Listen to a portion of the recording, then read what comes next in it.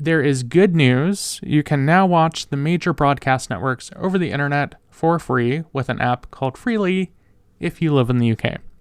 This is going to offer channels like BBC, ITV, Channel 4, and Channel 5 to the people of the United Kingdom. The channel lineup will vary depending on the region of the United Kingdom you live in, however, but you can now stream these channels over the internet without the need for an antenna, or what they call an aerial in the UK. Even though it is technically free, British television does work a little bit differently than it does in the US, in that people have to pay an annual TV license fee to watch television, even with an antenna. This also applies to the Freely app as well.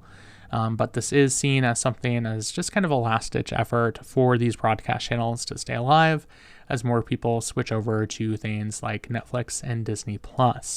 Now, we over here in the US, we have seen some companies try to do similar things, offering the broadcast channels through a free streaming app.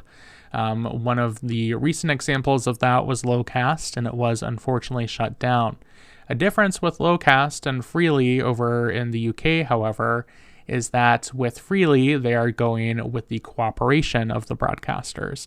Lowcast was done kind of behind their backs, and those companies weren't happy, so they sued and shut it down.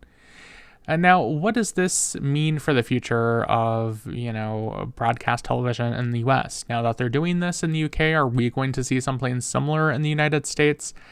I feel like, if you were to fast forward a few years out from now, if this Freely service ends up being a success, it could provide a potential roadmap for the companies behind ABC or NBC to decide, hey, this is our last-ditch effort to stay alive. If it worked over in Britain, maybe it can work here in the United States, but we'll see. American television and British television isn't quite apples to apples. For example, channels like the BBC receive public funding the way PBS does in the United States. You also have that TV license fee, so things are just a little bit different.